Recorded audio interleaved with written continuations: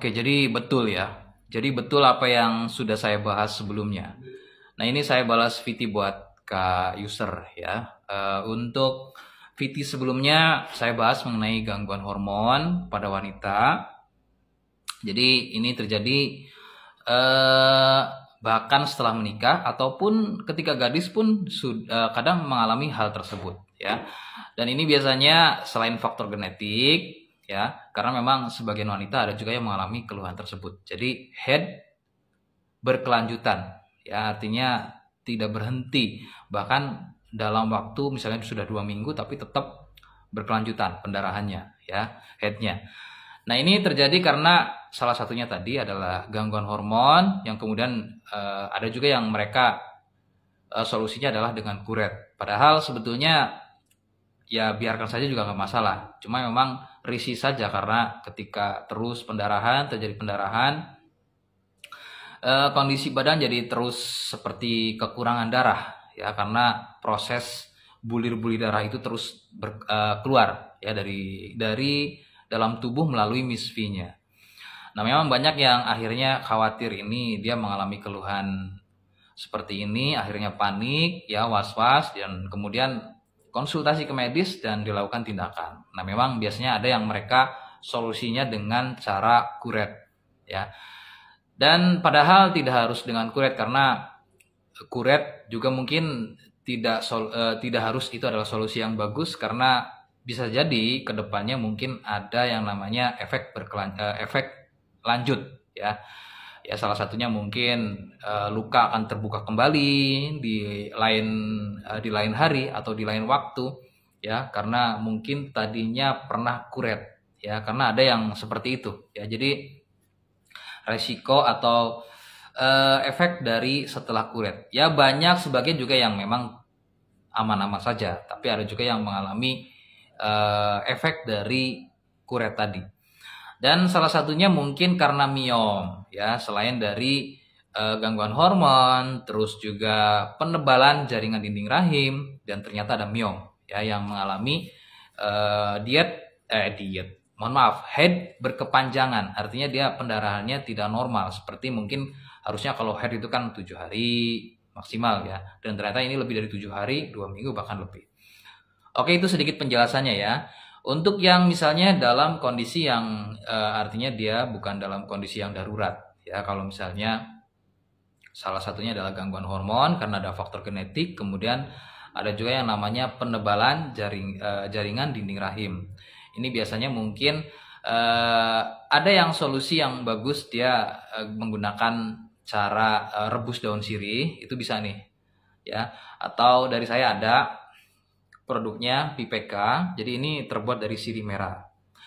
Nah, apakah sirih yang hijau juga bagus? Ya, sirih hijau bisa, jadi tinggal direbus aja ya, lebih mudah, banyak ya sirih hijau di pasar-pasar juga banyak, itu bisa. Cuma mungkin harusnya yang sudah menikah ya, yang sudah menikah sudah punya anak, karena kalau misalnya dalam kondisi yang masih gadis belum punya anak, kalau terlalu sering untuk konsumsi sirih ya, rebusan daun sirih itu kurang bagus. Jadi nanti untuk kesuburannya berkurang. Efeknya hanya itu saja ya. Tapi kalau misalnya sudah punya momongan, itu saya kira kalau misalnya itu terjadi lagi, silakan saja menggunakan rebusan daun sirih, atau kalau dari saya ada ini ekstrak daun sirih merah. Kalau dari saya sirih merah lebih bagus. Ya, kalau misalnya mau produk ini dari saya, silakan, harganya 150.000 ya. Adapun paling simpel, murah juga bisa menggunakan sirih hijau, silakan ya. Sirih hijau juga nggak apa-apa. Itu juga dengan syarat-syarat tertentu, artinya kalau misalnya memang itu terjadi sesekali ya, artinya kan faktor genetik ya. Waktu gadis mungkin pernah mengalami keluhan tersebut dan ternyata tanpa harus dilakukan pengobatan dia berhenti.